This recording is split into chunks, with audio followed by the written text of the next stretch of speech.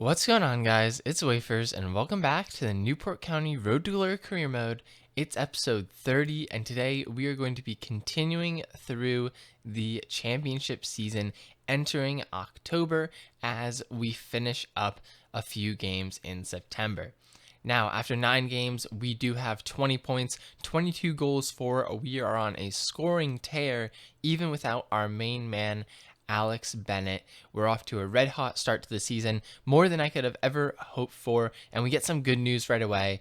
Both King and Dolan have both sold. They will be heading out in January. 2 more players to add to the list of players that we've been able to sell in between the windows, which is good to see. We're going to continue to try to sell players before January to free up space. Into this game against Wayne Rooney's Derby County, and they would get this one started early on. A little bit lucky here with a deflection, but then Bielik makes sure there is no doubt. He puts that one into the net, finishes it, and we go down 1-0. About 10 minutes after the restart, we come forward, just playing it around, looking for some space. Eventually the ball works its way to Hopkins down this right-hand side, feeds Telford, who finishes and brings us back level with Derby County, 1-1 in the 55th minute. This game wouldn't be over though. 5 minutes before the end of the match, Derby County would come forward looking for a go-ahead goal. Sibley ends up feeding Bilek, who gets Waghorn through.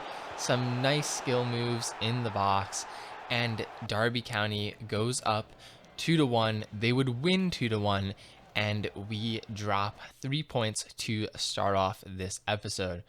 Into this second game, we're facing off against Birmingham City.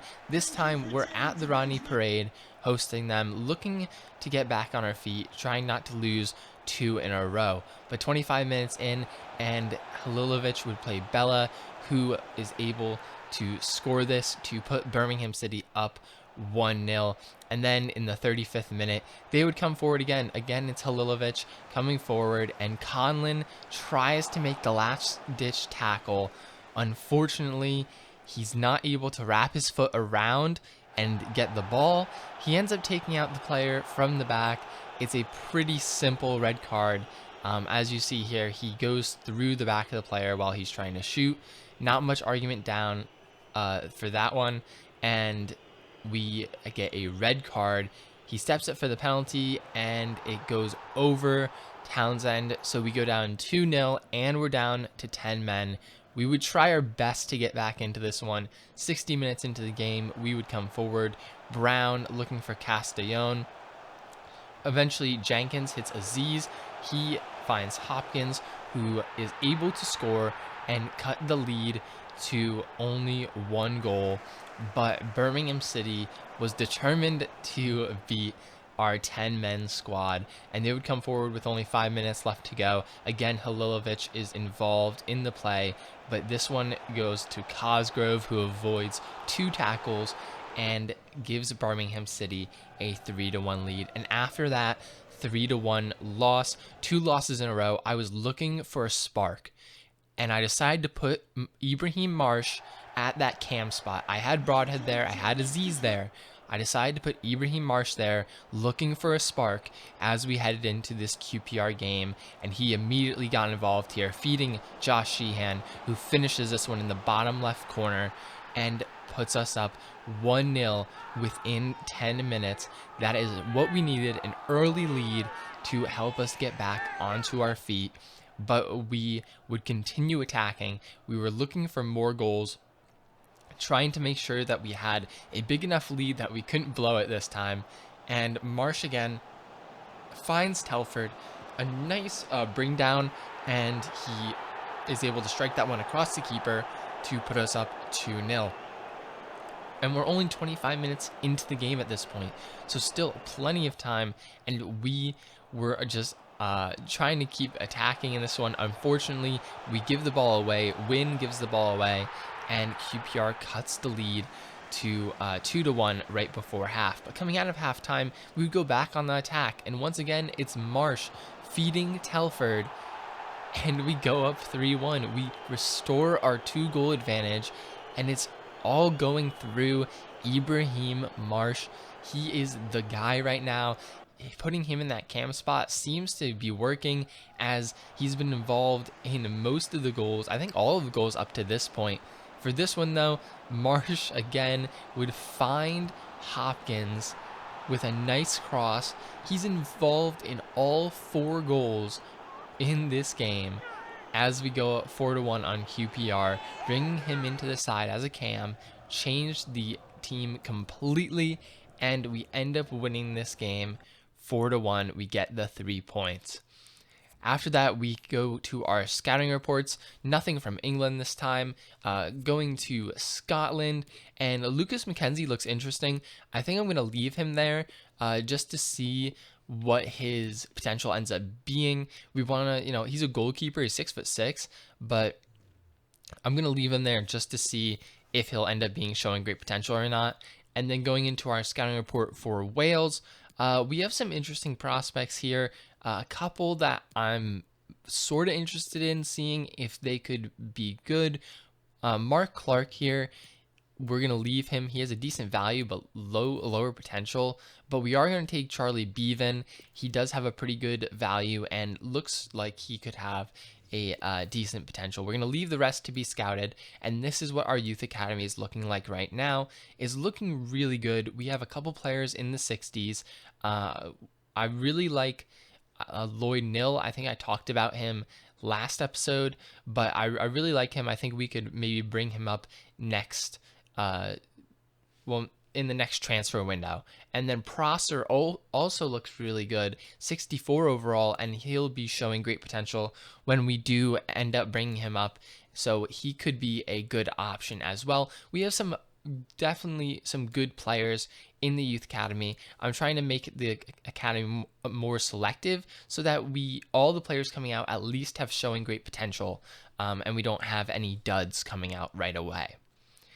After that, we get a offer for Long King, another center back that I am trying to sell, and we accept this one immediately. I'm not going to try to negotiate for more money. I will just accept that, and he is sold. So he will be leaving at the start of the next transfer window. Another player sold in between windows, which is crazy. And we get another offer actually for Lewis Collins, the backup cam, and he's really not grown at all. So we are going to accept that offer. After that, we find out that Bennett has been cleared to rejoin the first team. However, I'm not going to be starting him or playing him in the rest of this episode because I want him to be fully healthy before we play him. Do not want to risk any injury. As we head into this game against Huddersfield Town, I was playing the exact same lineup, and Marsh feeds Telford for the first goal of this game. Putting Marsh in that cam spot has really just been great for the team.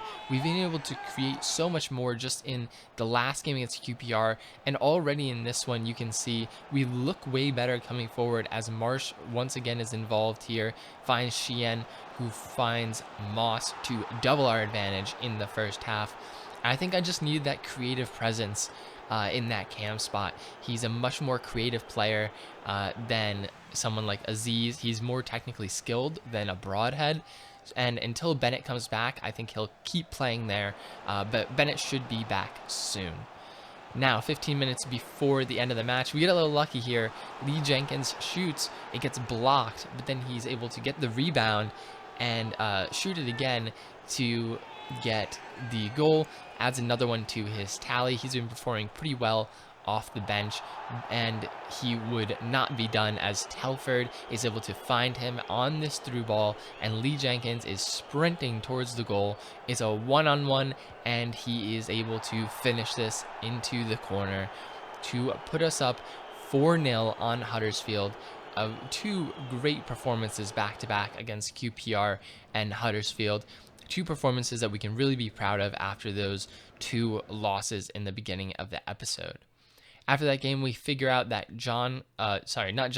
Lewis Collins has been sold, so he will be leaving the next transfer window. And then we host Swansea for our final game, and this one was not good from the beginning. Swansea was really, really tough. They're a really good side, and 25 minutes into the game, they would come forward.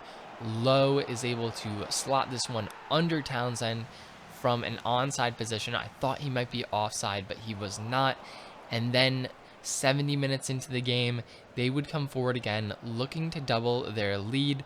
They end up playing it around, and Lowe gets in again. Another superb finish from him, and we lose to Swansea 2-0. Really tough game. They were really good. We didn't really have many opportunities, but after those 3 losses in this episode, we still find ourselves in 4th place with 26 points after 14 games.